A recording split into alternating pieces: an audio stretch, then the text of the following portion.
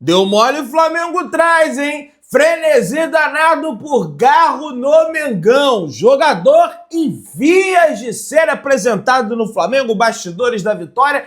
Tem 2 sorteios hoje, hein? Você que tá aí naquela moral de sempre, se inscreva no canal, achando o sininho da notificação. Deixa o teu like, se inscreveu, se não se deixou o like. Toca aí, meu parceiro e parceira.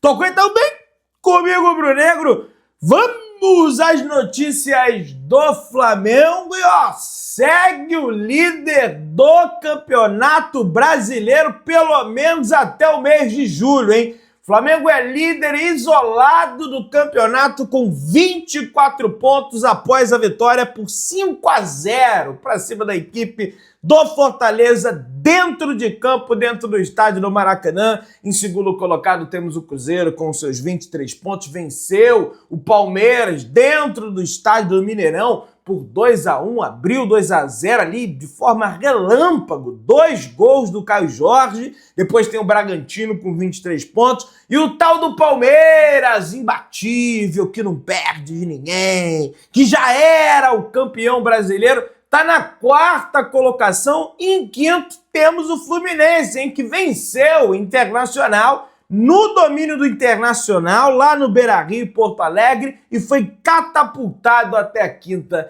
colocação do Campeonato Brasileiro, meus amigos. No show de ontem do Mengão do Maracanã, cerca de 64.900 pessoas estavam presentes dentro do estádio Mário Filho, tendo em vista que o torcedor rubro-negro que não viajará para os Estados Unidos só voltará a ver o Flamengo a partir do mês de julho, quando termina ali na segunda quinzena, da primeira para a segunda, o Mundial de Clubes. Ou melhor dizendo, a Copa do Mundo de Clubes. Agora o Flamengo está na Copa do Mundo de Clubes e o próximo compromisso é no dia 16 desse mês de junho, diante da equipe do Esperance Tunis, do estado da Pensilvânia, não é do estado da Pensilvânia, mas diretamente do estado da Pensilvânia, mais precisamente na cidade de Filadélfia, melhor dizendo, e o Mengão precisa vencer esse primeiro jogo. Não pode. Pedrão, toda vez que tu fala a mesma história da carochinha, não pode perder, porque, gente, o Esperance Tunis não pode negociar ponto. Com o Chelsea, empatou, ganhou um ponto, beleza. Agora esse primeiro jogo, para a classificação, ele é muito importante. E a gente vai entrar mais nesse campo do Mundial de Clubes. 3 folgas para o elenco do Flamengo, folga hoje na segunda, folga na terça-feira, folga na quarta-feira. O elenco do Flamengo se reapresenta apenas na quinta-feira, às 3h30 da tarde, no CT Leandro Urubu. Na parte da tarde, para os atletas terem ali mais tranquilidade, né, na sua folga merecida, não só porque vencer, tivesse perdido também, tem que folgar, são trabalhadores, lógico que ganhando a fé pela mais, mas trabalham para isso, e aí vai ter treino na quinta, às 3h30, treino na sexta, às 9h30, treino no sábado, às 9h30 da manhã, e aí no domingo é folga de novo para o elenco do Flamengo, tendo em vista que a partir do dia 11, tá? No dia 11, o Flamengo embarca para os Estados Unidos para essa viagem lá para Atlantic City, aonde o Flamengo ficará hospedado no estado de Nova Jersey, na cidade de Atlantic City, para jogar, tá? Na Pensilvânia, 2 jogos, na Filadélfia, jogou os 2 jogos na Filadélfia, tem um jogo em Orlando, tá? Que vai ser diante aí da equipe do LAFC, né? Não LA Galaxy, do LAFC, que eliminou o América do México. E aí o Flamengo avançando, vai para as oitavas de final em Miami, tá? As oitavas de final do grupo que o Flamengo está envolvido. E se avançar para as quartas de final, pode ir para Charlotte, tá? Avançando a semifinal, volta lá para cima, para o norte dos Estados Unidos, vai jogar em Nova York a semifinal e a final também é em Nova York, né? Se tudo der certo, o Flamengo conseguir avançando, o que é quase impossível. Aqui vocês vão ter a verdade do que eu acho. Eu não consigo prever o futuro. no futebol pode acontecer de tudo. Eu não tenho bola de cristal, mas eu acho, no auge da minha ignorância e imprevisibilidade do futuro, eu acho quase impossível o Flamengo ser campeão mundial. E qualquer equipe brasileira, tá? Em função dos investimentos que possuem os clubes europeus, apesar de estar finalizada a temporada europeia, não saberemos como essas equipes vão encarar esse torneio. É um torneio novo. E nem saberemos como fisicamente estarão essas equipes. Tá? O estado anímico dessas equipes também para essa competição. Por exemplo, os caras, porra, acabou a temporada, queriam estar de férias, tranquilão, voltar só daqui um mês, enfim, para pré-temporada do futebol europeu e vão ter que jogar o Mundial de Clubes. Tem isso também, de repente isso afeta e muda um pouco o panorama da competição. Falando sobre Copa do Brasil, o sorteio da Copa do Brasil é às 3h30 da tarde. Já anota na sua agenda aí, teremos transmissão da Pedro Henrique TV, em conjunto com o canal do Mário Santana, em conjunto com a Flazoeiro TV, tá? Vou lá, tá lá diretamente do estúdio do Guilherme, o Guilherme não vai estar lá, meu amigo, vai viajar, negócio de seleção aí agora quer ir pra seleção também, o homem não para, adora um trabalho, tá certo ele, vai lá pro Jogo do Brasil no Equador, parece, né? E depois vai pro Jogo do Brasil no Brasil, diante da equipe do Paraguai, que vai acontecer em São Paulo. No Equador, não sei se ele vai, sei que ele vai para São Paulo pro jogo contra o Paraguai. E aí, meus amigos, aqui na escalação, entre os times que não tem mais pote, em Copa do Brasil não tem mais pote, o Flamengo pode enfrentar qualquer um envolvido na competição. Temos 12 times, o Flamengo pode pegar Atlético Mineiro, Bahia, Botafogo, Bragantino, Corinthians, Cruzeiro, que vem bem no Campeonato Brasileiro, tá? Desde aquela vitória do Flamengo, engatou uma sequência de vitórias aí pesada. Fluminense, Internacional, que perdeu para o Fluminense dentro do estádio do Beira-Rio por 2-0 ontem. Palmeiras, que vem de 2 derrotas. São Paulo, Vasco, Atlético Paranaense, CRB, Retrô e CSA. Evidente, as equipes mais fracas aqui, né? O Retrô e o CSA são da Série C do Campeonato Brasileiro. Na Série B, você tem o CRB e o Atlético Paranaense, que se encontra na segunda divisão do Campeonato Brasileiro. E depois você tem aí o Vasco, você tem o Bahia, você tem o Internacional, que não atravessa um bom momento. Entretanto, meus amigos, esses jogos da Copa do Brasil, eles vão ocorrer lá no dia 30 de julho, tá? As datas base é o dia 30 de julho e o dia 6 de agosto. Então tem tempo hábil para essas equipes se arrumarem, contratarem jogadores, né? Ficarem mais organizadas. Então é imprevisível. O que não é imprevisível, até lá o Retrô ainda vai ser ruim, o CSA, o CRB, o Atlético Paranaense, o Vasco, acho que não vai melhorar muita coisa, então são equipes ali que naturalmente o torcedor ele quer enfrentar, né? Campeão não escolhe adversário, Pedrão sempre vai ter aquele que vai entoar esse clichêzaço do futebol, mas para mim o mais fraco que cair é melhor, porque é mais fácil de passar, você tem menos dor de cabeça. É claro, se entrar com soberba, com empáfia, com pedância, dentro do campo, se é pedante, aí você cai, né? A gente sabe que isso acontece no futebol. Mas eu prefiro pegar o mais fraco e encarar com seriedade, tá? Vou ser bem sincero para vocês. Na Libertadores, para o Flamengo, a coisa muda de figura. O sorteio vai ser ao meio-dia da Conmebol, vai ser um emendado no outro. A gente vai fazer uma live do sorteio, depois a gente vai fazer uma live da Copa do Brasil, beleza? O primeiro colocado, os primeiros colocados, aí já tem uma separação de potes, os primeiros colocados enfrentam todos os segundos colocados dos seus respectivos grupos.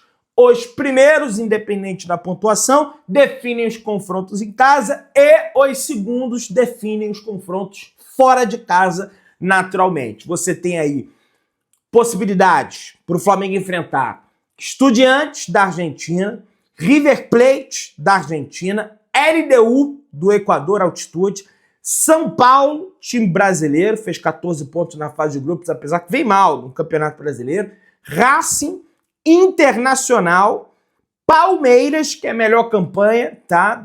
Que não significa porcaria nenhuma também, só significa que eles vão definir tudo em casa, mas também, se você for pegar em 23, definiu tudo em casa e caiu pro Boca Juniors, em 24 definiu tudo em casa e caiu pro Botafogo, em 22 definiu tudo em casa e caiu pro Atlético Paranaense. Então, meu amigo, é outro campeonato. E tem o Vélez Sarsfield, que o Flamengo pode enfrentar também da Argentina. Portanto, metade desses clubes aí que o Flamengo pode enfrentar, metade é argentino.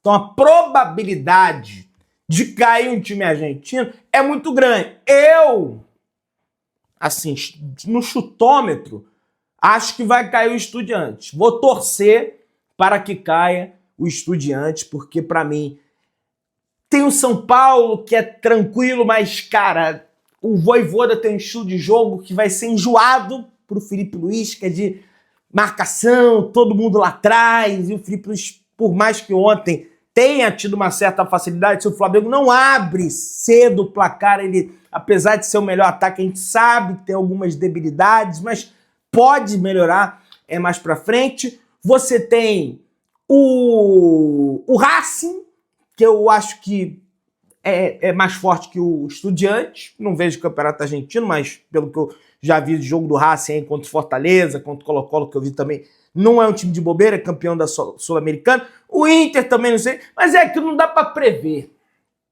né? Até a disputa, né? As equipes elas vão mudar, a janela vai abrir, então tem muita coisa. Isso aí é só lá para metade de agosto, né? Teremos aí a disputa das oitavas de final da Copa Libertadores da América. Agora, falando de ontem, para mim, o melhor jogador em campo, eu vou falar um nome diferente. O pessoal apontou Luiz Araújo, Gerson, o Varela, que eu concordo, são possíveis candidatos, mas Léo Ortiz, o passe que ele dá pro primeiro gol, que para mim é o gol que vale mais. Numa goleada, para mim é o gol que abre o placar, o que vale mais, porque se aquele gol não sai, de repente a goleada não sai. Também. Você entendeu o raciocínio? Por exemplo, se o gol não sai naquele dado momento da partida, os atletas começam a se desesperar mais, e o gol não sai, fica aquele clima horroroso, como ficou contra o Deportivo. De repente sai o gol cedo, a gente até goleasse o Deportivo Táchira. Então, para mim, esse primeiro gol, esse gol que rompe o placar, ele vale muito. E o passe que ele deu, e foi carregando, e deu um passe de 3 dedos pro Arrasca, o Arrasca de 10 para 10, né? O falso 9 alcunhou o Léo Ortiz de camisa 10 da zaga, né? De camisa 10 da zaga para camisa 10 literal do Flamengo, vai lá e bota pro fundo do barbante. Em função desse passe, da atuação defensiva dele, não só dele, lógico, mas dele individualmente, para mim ele foi o melhor, tá? Então eu escolho o Léo Ortiz como melhor da partida. E o Arrasca, quem fez aniversário, mas quem ganha o presente é a nação rubro-negra. E é aquilo que eu sempre falo, cara, quando mete uma goleada não é o melhor do mundo, quando perde, quando empata, também não pode achar que é o pior do mundo. Eu costumo dizer essa frase, se você pega a campanha do Flamengo no Campeonato Brasileiro, é absurda.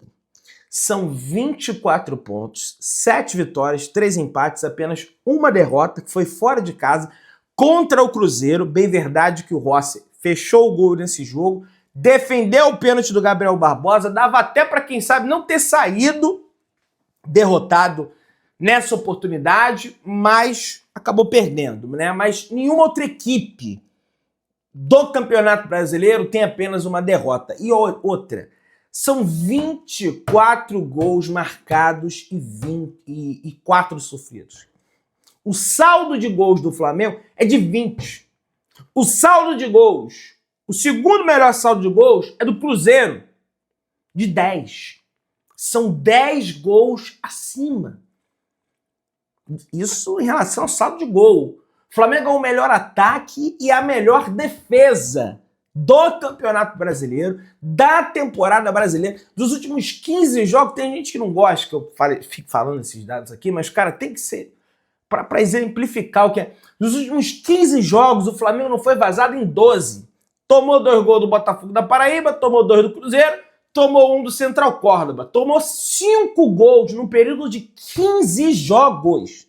A defesa do Flamengo pode não ser intransponível, mas é absurda. Tanto individualmente, tá? Pelas peças que o Flamengo tem, quanto pelo sistema. Ontem o Danilo entrou em campo, de 119 passes, ele acertou 112. E passe reto, passe para frente, passe. Tivemos a volta de Matias Vinha, bom reforço para o Flamengo, para o Mundial de Clubes. Tivemos, lógico, uma boa atuação do ataque do Flamengo, eficiente. Luiz Araújo, bem demais no jogo, né? Eu só queria fazer um breve parênteses aqui, já que para o Abel Ferreira, aqui tem um jeitinho brasileiro, que tem de fato, mas ele aponta, o auxiliar dele aponta de uma forma pejorativa para diminuir mesmo, acredito eu, nós como brasileiros, e de certa forma ele trata como se fôssemos selvagens, aquela coisa toda, que o europeu tem esse olhar, né, da Europa, esse olhar nojento, e a postura que ele teve de empurrar o profissional que estava trabalhando ontem no Mineirão é digna de selvageria, né, senhor Abel Ferreira? E aí você vai para a entrevista coletiva dizer que o cara não tem que estar ali na tua frente. Quem é você para dizer aonde que o cara tem que estar? Se não é a televisão mostrando, independente da emissora, não quero falar de emissora aqui, se não é o Brasil te dando como o Palmeiras deu oportunidade, você estaria no PAOK da Grécia até hoje, ou quem sabe no máximo no Rio Ave de Portugal, né? Aí disso ninguém fala. E ó, cabia até um óculos da treta aí pro seu Abel Ferreira, que empurrou o câmera lá de uma forma vergonhosa. Mas beleza, deixei aí como um breve parênteses até para usar em questões excepcionais. Acho que a torcida do Flamengo tem que ignorar o Davidson. Porque todo jogo que ele encara o Flamengo, ele vai, puxa, só tem isso. É um jogador que tem lá a sua qualidade, pelo menos tinha, não tem mais. Tomou uma provocada, uma mijada do Luiz Araújo ontem, bem feito. Mas acho que para os próximos jogos ele tem que passar como uma figura... Como é que eu posso dizer? Ninguém tá ligando o que você tá fazendo, cara. Você pode dar estrelinha, você pode pendurar uma melancia no pescoço. Nós não estamos nem aí para você. Eu acho que essa tinha que ser... Lógico, não sou o paladino aqui, não sou quem manda na torcida, torcedor, ele compra ingresso, faz o que ele quiser, mas é uma figura assim que só tem isso.